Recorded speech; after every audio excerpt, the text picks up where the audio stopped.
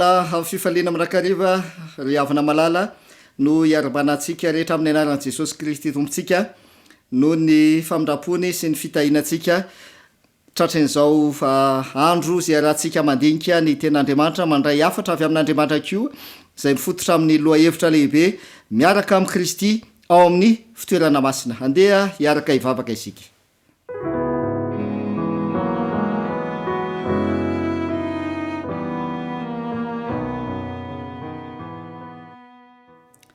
Andriamanitra rainay ny an-danitro mba masina mandrakariva ny anaranao satria mendrika izany tokoa ianao ary anao rery ihany ny dera sy ny saotra ny haja ary ny voninahitra hatramin'ny taloha sy ankehitriny ary mandrakizay mandrakizay satria ianao no Andriamanitra tsy misy ankoatranao. Hiteny aminay ankehitriny amin'ny alalan'ny soratra masina ianao dia omany fonay tsirairay avy andray ny hafatra avy aminao ka hanova ny fiainanay tokoa ny teninao amin'ny anaran'i Jesosy. Amen.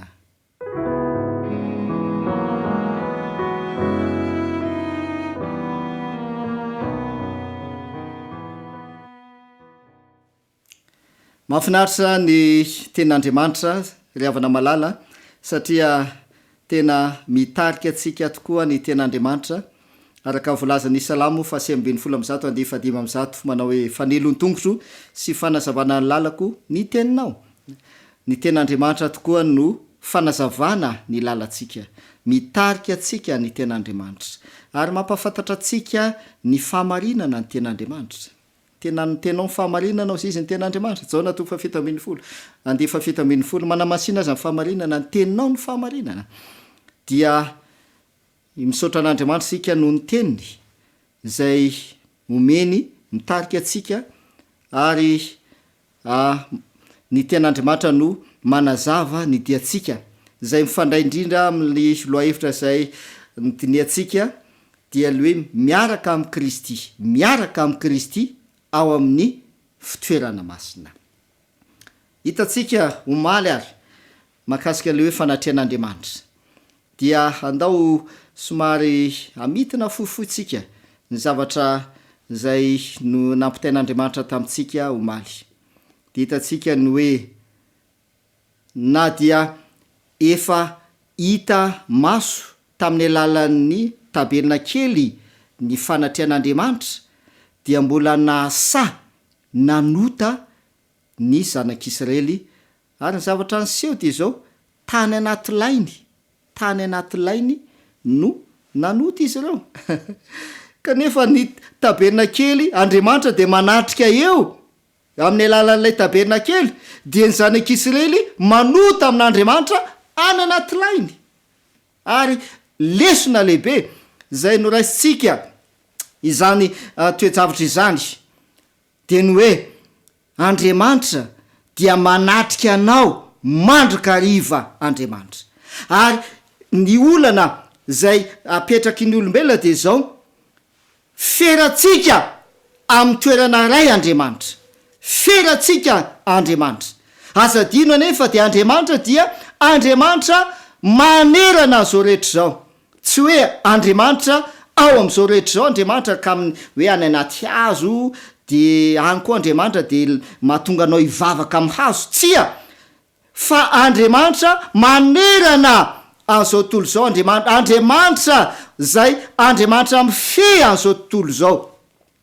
Amin'ny teny frantsay dia hoe omniprésent Andriamanitra, zany hoe présent naizanaiza Andriamanitra dia manatrika eo Andriamanitra. Ka na dia miafina any andavaka azy ianao dia mbola any Andriamanitra ary hitan'Andriamanitra izany. Misy ten'Andriamanitra ane milaza zany na dia andeha any amin'ny toerana lalina azy ianao dia mbola hitan'Andriamanitra. Dia ny olana tamin'ny zanak'Israely hitantsika omaly tsy nahatsapa ny fanatrian'Andriamanitra izy ireo, tsy nahatsapa ka nanota tany anaty lainy. Ary zay ko no zavatra mety miseho eo amin'ny fiainantsika. Feratsika amin'ny toerana ray Andriamanitra. Amin'izao andro iainantsika izao dia ny zavatra miseho dia amin'ny alalan'ny fiangonana.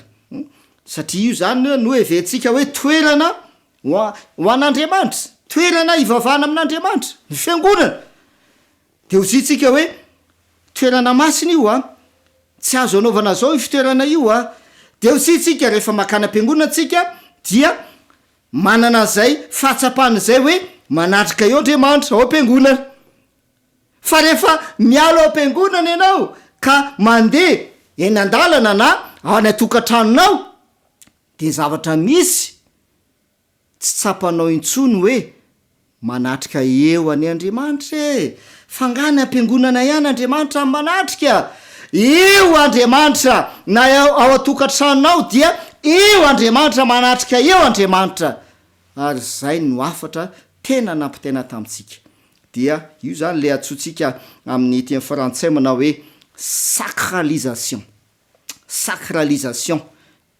de inona moa le sacralisation dia feratsika amin'ny toerana anankiray andriamanitra zay le hoe sacralisation dia hozitsika hoe ny fiangonana io zany ny toerana zay masina ho an'andriamanitra sacré masina ho an'andriamanitra de fantanena apetrako aminao ny tokantranonao zany tsy masina tokantranonao ve zany tsy masina ka tsy manatrika any andriamanitra ahoana ary manatrika any tokantranonao koa ve andriamanitra dia zay le avina milala no mila tandrematsika hoe aza sacralisetsika ny fanatrian'andriamanitra amina toerana anankiray fa naizanaiza misy anao de aoka iteny tahaka ny Davidy ianao salamo 1:10 de aoka iteny tahaka ny Davidy ianao manao hoe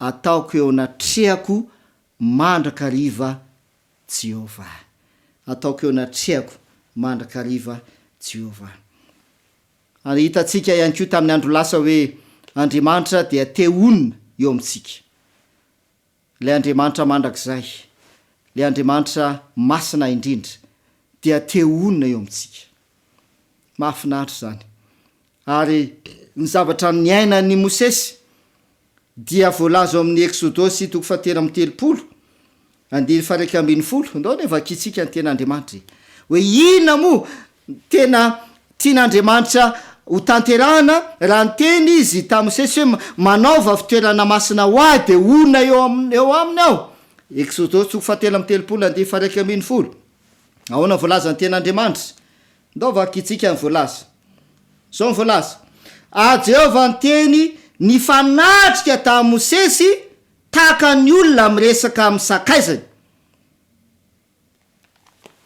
Jehova ny teny ny fanatrika ta Mosesy tao amin'ny tranolay fionana hakizay zany tena tian'andriamanitra atongavany e tsy hoe teonina eo amintsika fotsiny Andriamanitra ka atsapatsika ny fanatrehany fa te hiresaka amintsika mihitsy ny Andriamanitra amin'ny alalan'lay le tranolay fionana dia te hiresaka amintsika Andriamanitra satria efa nataon'Andriamanitra sosakaizana isika mahafinaritra ny teny voalaza eto hoe Andriamanitra dia niresaka ny fanatrika ta Mosesy tahakany amin'ny sakaiza tahakany amin'ny sakaiza ravana malala aoka mba ho tanteraka eo amin'ny fiainatsika ihany koa zany Andriamanitra dia te hifandray aminao ary Andriamanitra te hiresaka aminao te hiteny aminao Andriamanitra de aoka ho tsapanao zany de aza manampitsofony ianao ary aza manetsy tadiny ozy izy mfiteny aza manetsy tadiny fa Andriamanitra dia te hiteny aminao Andriamanitra ary te hiresaka aminao Andriamanitra satria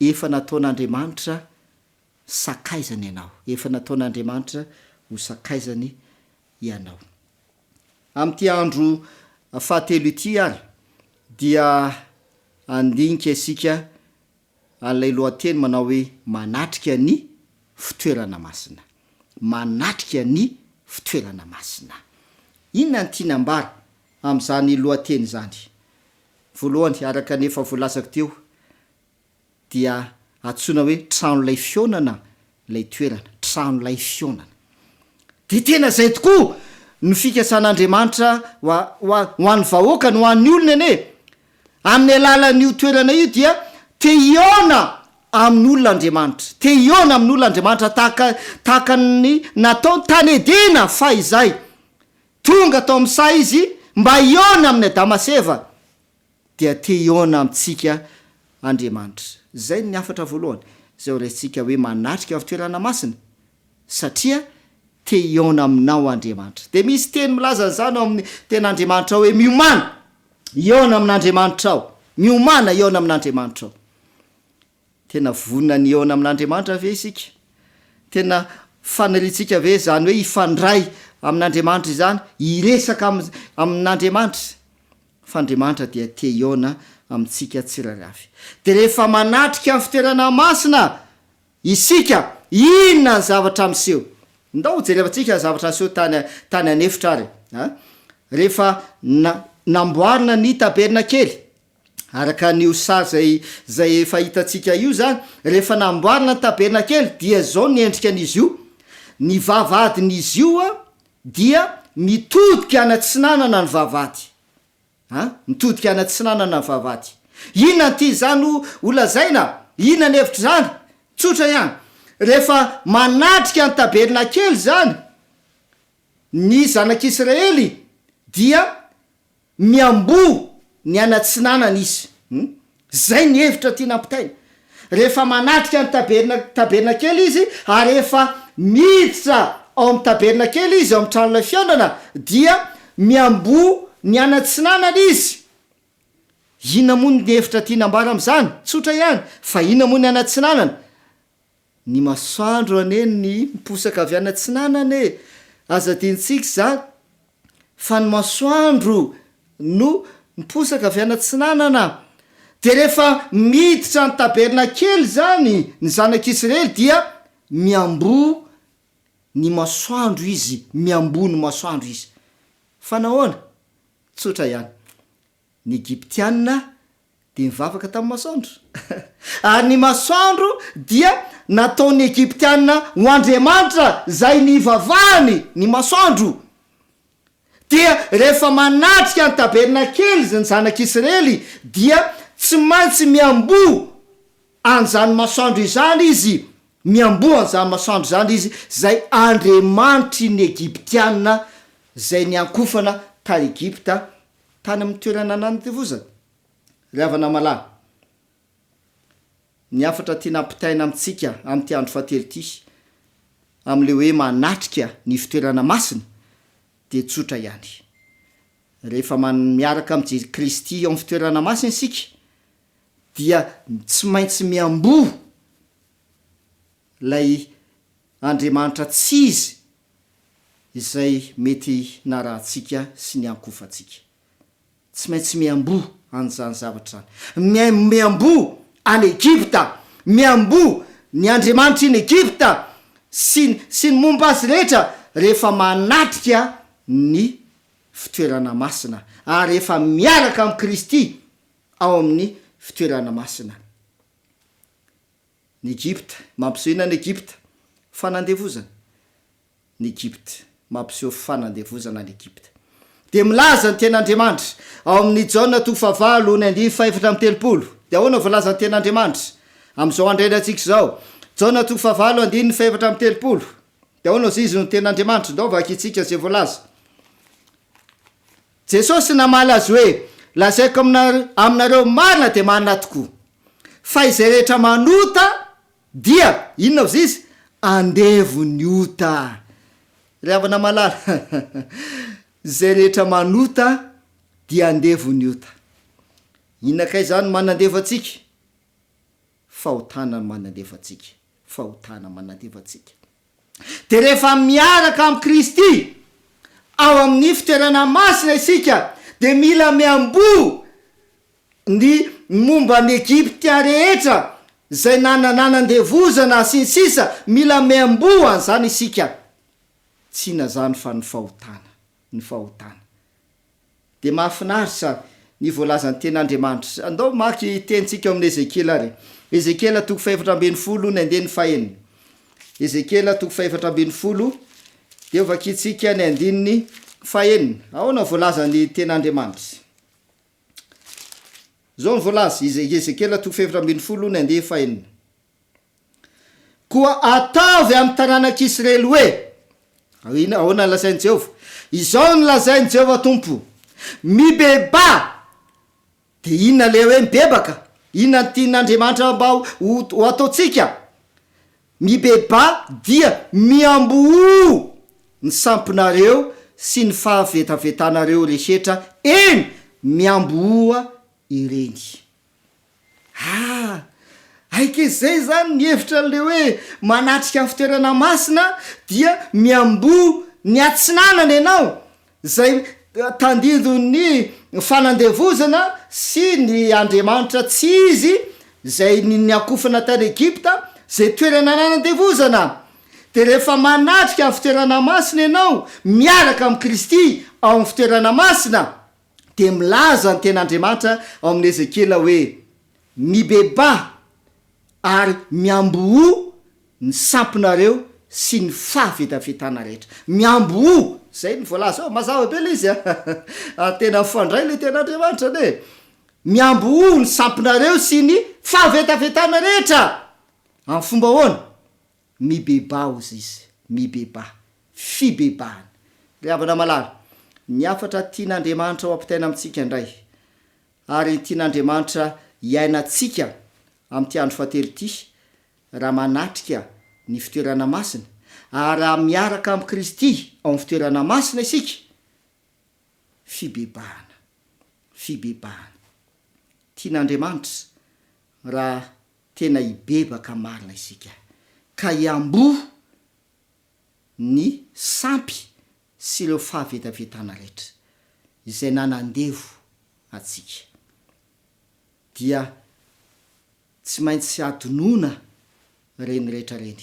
Le miambo moa zany de hoe hitodiana, tena hitodiana zany, omena lamosina reny zavatra ireny, atao anaoriana reny zavatra reny, fa ianao manatrika an Kristy ao amin'ny fitoerana masina. De rehefa manatrika an Kristy ao amin'ny fitoerana masina ianao, fibebahana. Zay ny tiana Jesosy Kristy hita ina aminao, fibebahana, fibebahana marina, fialana amin'ny fahotana, fialana amin'ny fahotana. Inona zavatra voalaza ny ten'Andriamanitra hoe Andriamanitra mitaky an'izany amintsika. Fanahoana? Ndao maky ten'Andriamanitra sika Hebreo 10 ny andininy 7. Hebreo 10 ny andininy 7. Ahoana voalaza ny ten'Andriamanitra? Hebreo 10 andininy 7. Zao voalaza ny ten'Andriamanitra. De ho kosa izy, ho koa izy, Andriamanitra zany no miteny. De ozy izy, ny fahotany sy ny elony tsy ho tsarovako intsony. Ry havana malala, aike Andriamanitra dia efa ny teny fa ny fahotana, ny fahotantsika sy ny elontsika ne tsy ho tsarovany intsony. Adiny tanteraka izany, ny fahotantsika sy ny elontsika dia tsy ho tsarovana intsony. Aike zany Andriamanitra nefa niambo ny fahotantsika, efa noadonony zany, efa tsy tsarovany.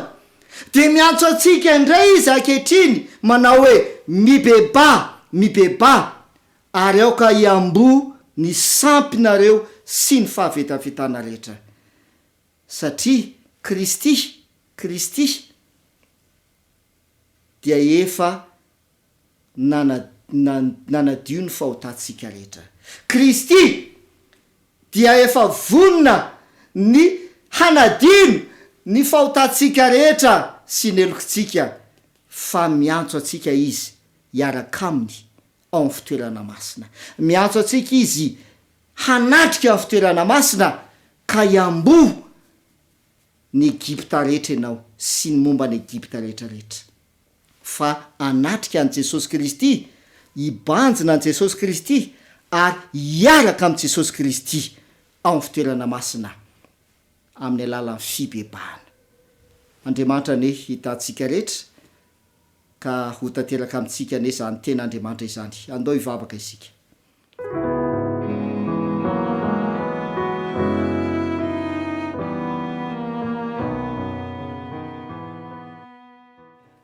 Andriamanitra ô, misaotra noho ny teninao fa ianao de efa nilaza fa ny fahotahanay sy ny elokay de tsy ho tsarovanao intsony noho ny amin'i Jesosy Kristy. De miantso anay ianao mba hibebaka, miantso anay ianao mba hiambo ireo sampinay sy ireo fahavetavetana zay nenanay ary hiambo ireo fahotanay.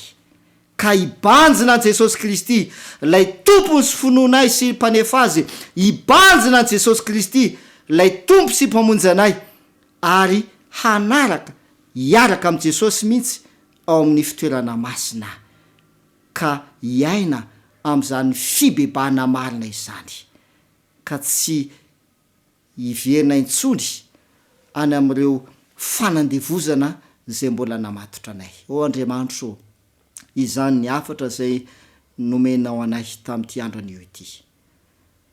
Toky lehibe ho anay zany fa rehefa miaraka aminao amin'ny fitoerana masina izay, ianao dia vonina ny hanadino ny fahotahanay rehetra. Vonina ianao ny tsy atsiaro intsony ny elokay rehetrarehetra. Misaotra Tompo noho izany famindrapo sy fitiavanao izany. Amin'ny anaran'i Jesosy, amen.